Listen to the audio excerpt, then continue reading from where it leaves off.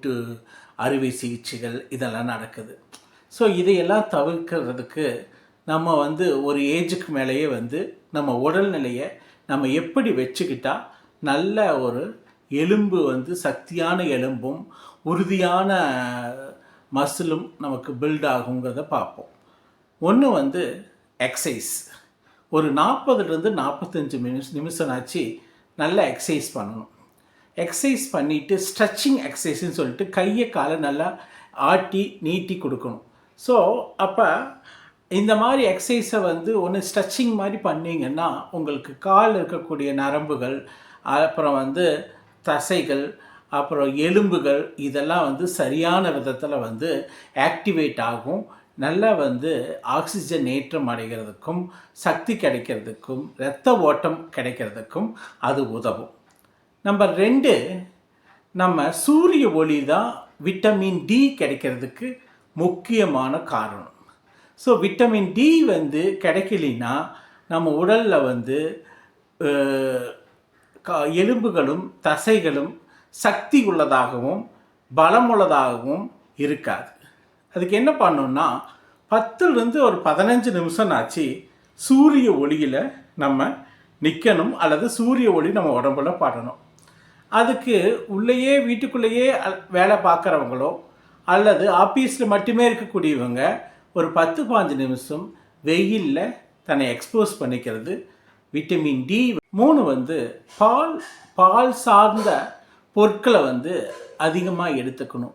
அதில் தான் கால்சியம் சத்துக்கள் அதிகமாக அடங்கியிருக்குது. இது வந்து நம்மளுடைய தசைகளை, நம்மளுடைய எலும்புகளை பலமுள்ளதாக ஆக்கும். அதுக்கு வந்து பால், தயிர் அல்லது பால் சார்ந்த பொருட்கள் இதை வந்து அதிகமாக நம்ம உணவில் சேர்த்துக்கணும். நம்பர் 4, மீன் மற்றும் கடல் வாழ் உயிரினங்களுடைய உணவுகளை அதிகமாக எடுத்துக்கிட்டால் அதில் வந்து கால்சியம் சத்து அதிகமாக இருக்குது. இந்த கால்சியம் சத்து அதிகமாக இருக்கக்கூடிய மீன் மற்றும் கடல் வாழ் உயிரினங்களுடைய உணவுகளை எடுத்துக்கிட்டோம்னா நமக்கு வந்து இந்த எலும்புகள் வந்து சக்தி உள்ளதாகவும் தசைகள் வந்து சக்தி உள்ளதாகவும் மாறியும் ரெகுலராக இதை எடுத்துக்கிறது உடம்புக்கு நல்ல ஒரு பெனிஃபிட்டை கொடுக்கும். 5வது வந்து பம்கின் சீட்ஸ், அதாவது வந்து நம்ம தமிழில் பூசணி விதைகள் அப்படின்னு சொல்லுவோம். பூசணி விதைகள், அதுக்கப்புறம் சிட்ரஸ் ஃப்ரூட்ஸு, ஆரஞ்சு, சாத்துக்குடி, லெமன், இந்த மாதிரி ஃப்ரூட்ஸுடைய அதிகமாக சேர்த்துக்கணும். அதுக்கப்புறம் வந்து தண்ணி நிறைய கொடுக்கணும். ஒரு நாளைக்கு 8 கிளாஸ் தண்ணி வந்து ரெகுலராக கொடுக்குற மாதிரி பார்த்துட்டிங்கன்னா அந்த வாட்டர் கண்டென்ட் வந்து பாடி ஃபுல்லாக பரவி உங்களுக்கு நல்ல ஒரு லூப்ரிகண்ட்டாகவும் ஒரு நல்ல இரத்த ஓட்டத்தை கொடுக்கறது மட்டும் இல்லாமல் உடலுக்கு நல்ல ஆக்சிஜனையும் கொடுக்கும். ஸோ இந்த 5 விஷயங்கள் நீங்கள் ரெகுலராக செஞ்சுட்டு இருந்தீங்கனாலே உங்களுக்கு காலில் இருக்கக்கூடிய எலும்புகளும் தசைகளும் நரம்புகளும் நல்ல வகையில் வேலை செய்யும்.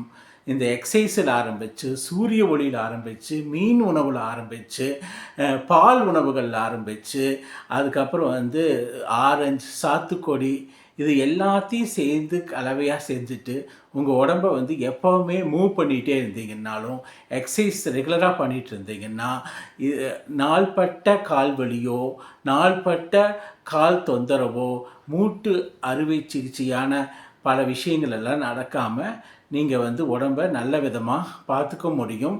அதே நேரத்தில் உங்கள் கால்கள் வந்து என்றும் வந்து உறுதியானதாக இருக்கும். இந்த வெரிகோஸ் வெயின்னு சொல்லுவாங்க, அது கூட வந்து தொடர்ந்து நின்றுட்டே இருக்கிறதுனால வரக்கூடிய பிரச்சனை. அந்த பிரச்சனைக்கு கூட இந்த மாதிரி செய்துக்கிட்டிங்கன்னா